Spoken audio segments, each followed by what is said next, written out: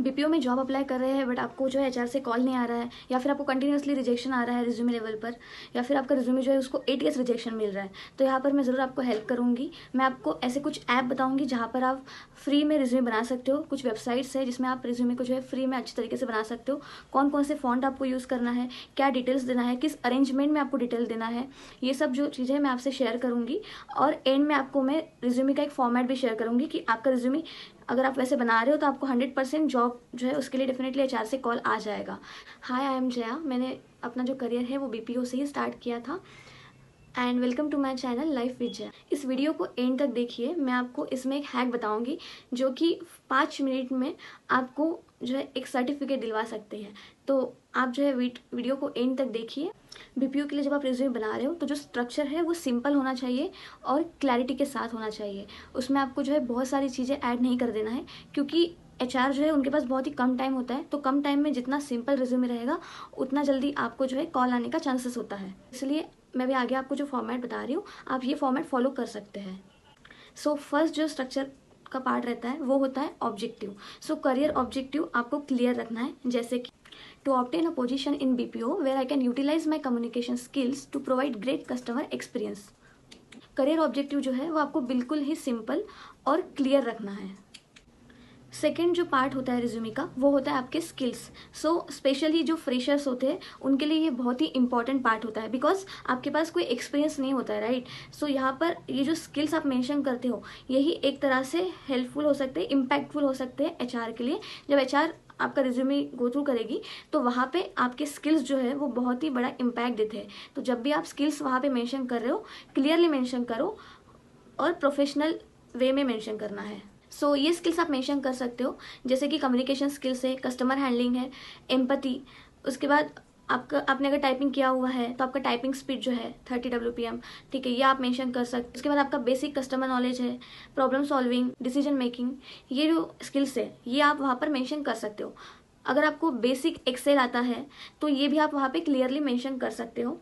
उससे क्या होता है कि अगर उस पर्टिकुलर इंडस्ट्री में कोई ऐसा रोल है जैसे कि चैट प्रोसेस होते हैं तो उसमें आपका टाइपिंग स्पीड जो होता है वो बहुत ही मैटर करता है।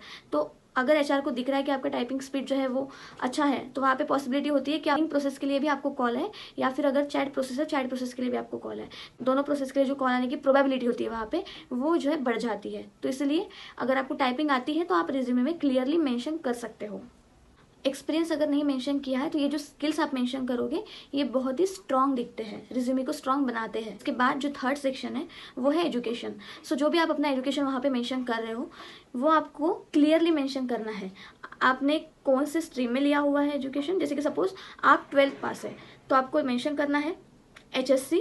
उसके बाद आपने जिस कॉलेज से वो कंप्लीट किया हुआ है उस कॉलेज का नाम और कौन से ईयर में आपने कंप्लीट किया है, ये चीज़ें आपको मेंशन करना है। अगर सपोज आप ग्रेजुएटेड हो तो वहाँ पर आपको मेंशन करना है कि आपने जो है कौन से कॉलेज से या फिर कौन से यूनिवर्सिटी से ग्रेजुएशन कंप्लीट किया हुआ है, कौन से स्ट्रीम में किया हुआ है। जैसे कोई BSc करता है या फिर कोई BCom करता है, BBA करता है, तो बेस्ड ऑन आपका जो भी स्ट्रीम है उसके अकॉर्डिंग वहाँ पे मेंशन कीजिए। And then at the end आपको मेंशन करना है कौन से ईयर में आपने कंप्लीट किया हुआ है। अभी कुछ होंगे जो मतलब जिनको डर होगा कि मेरे पास तो डिग्री नहीं है या फिर मेरा ग्रेजुएशन नहीं हुआ है। सो अगर आप सपोज परस्यू कर रहे हैं मतलब first year, second year, third year, in between कहीं तो आप हैं, तो वो भी आप क्लियरली अपने रिज्यूमे में मेंशन कर सकते हैं। या फिर अगर आप जो है डिस्टेंस लर्निंग कर रहे हैं, मतलब ऑनलाइन लर्निंग जो होता है जैसे इग्नू हो गया या फिर LP हो गया, ऐसे कुछ प्लेटफॉर्म से अगर आप लर्निंग कर रहे हो तो आप जो है मेंशन कर सकते हो क्लियरली कि आप जो है डिग्री को परस्यू कर रहे हो, सिर्फ परस्यूइंग, ये आपको क्लियरली वहाँ मेंशन करना होगा। सो फोर्थ होता है एक्सपीरियंस।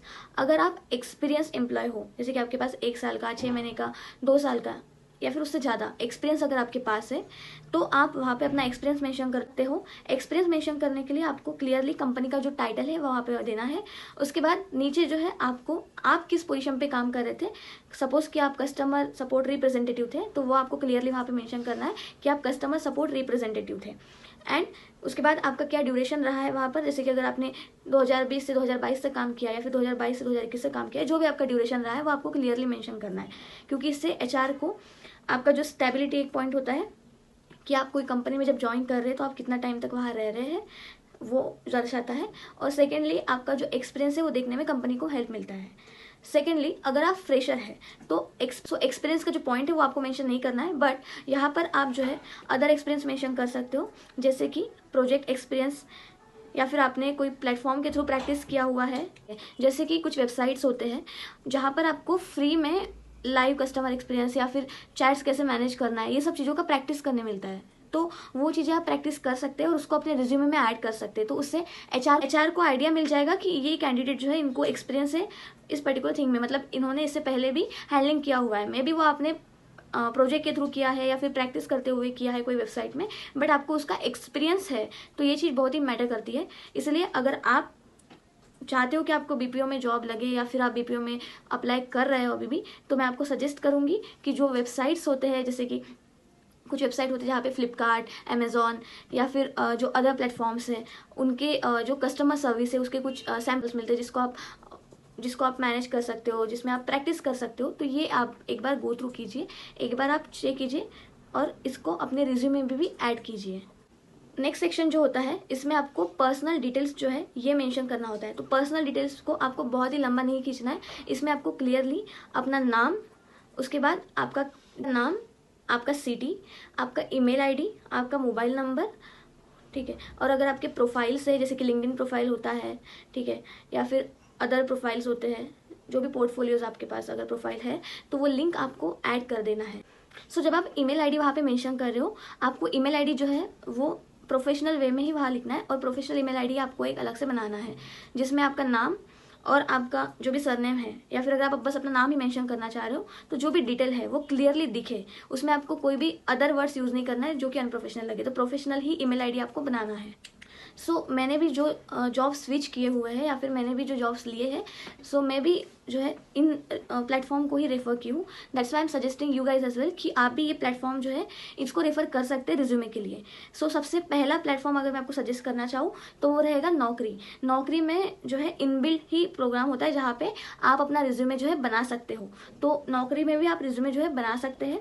सेकेंड मैं सजेस्ट करूंगी लिंक्डइन पे भी आपको जो है फ्री में रिज्यूमे बनाने का ऑप्शन मिलता है। कैनवा के थ्रू आप जो है बेटर रिज्यूमे बना सकते हो, जो कि बहुत ही प्रोफेशनल और सिंपल फॉर्मेट में रहता है। एंड डिज़ाइन होती है उसकी बेस्ट होती है। मॉडर्न बीपीओ टेम्पलेट भी आपको इसमें मिल जाता है। तो इसमें आप बिल्कुल ही फ्री में रिज्यूमे जो है बना सकते हैं। resume.io। यहाँ पर आप ATS फ्रेंडली रिज्यूमे बना सकते हैं, जिससे कि आपका ATS रिजेक्शन जो है वो नहीं होगा और आपका जो रिज्यूमे है वो HR तक पहुंचेगा और आपको कॉल आने के जो चांसेस है वो और भी ज़्यादा बढ़ जाएंगे। थर्ड जो है वो है नोवो रिज्यूमेस। यहाँ पर क्या होता है कि फ्रेशर्स के लिए रिज्यूमे बनाने का बहुत ही अच्छा टेम्पलेट अवेलेबल है।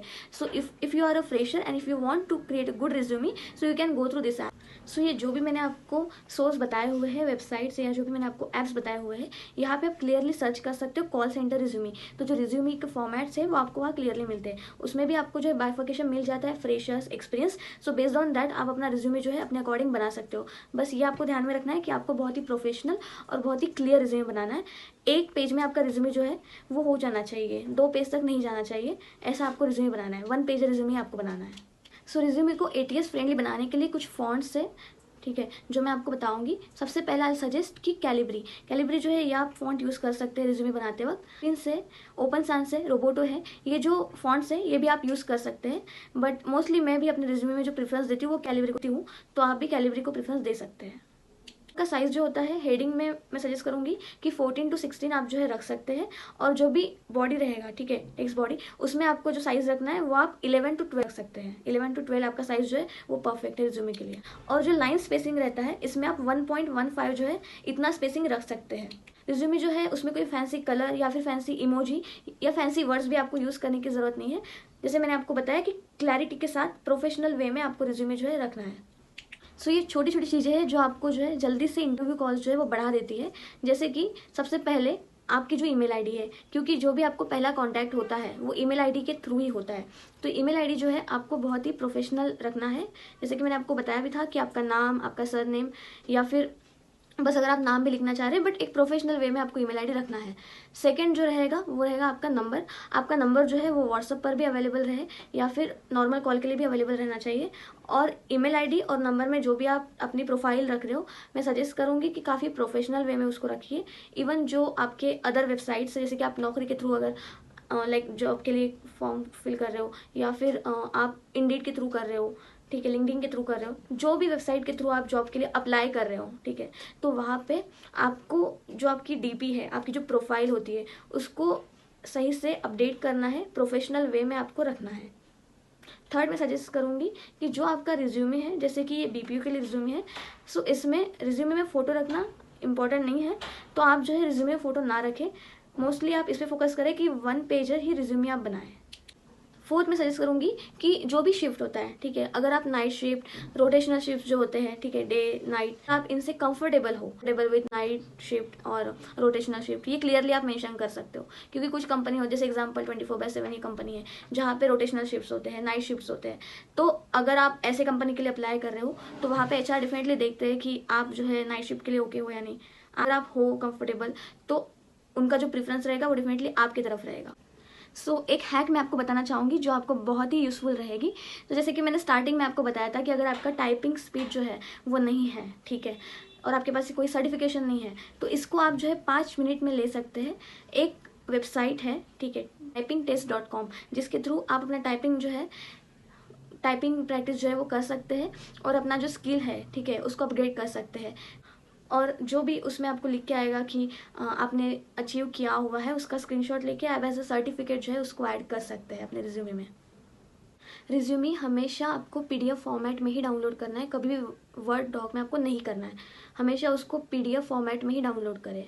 अगर आपको ये वीडियो पसंद आया है तो आप इस वीडियो को लाइक, कमेंट और शेयर कर सकते हो, और चैनल को सब्सक्राइब भी कर सकते हो। अगर आपको रिज्यूमे फॉर्मेट चाहिए तो आप कमेंट में रिज्यूमे फॉर्मेट जो है वो मेंशन कर सकते हैं, मैं ज़रूर आपको रिप्लाई करूँगी।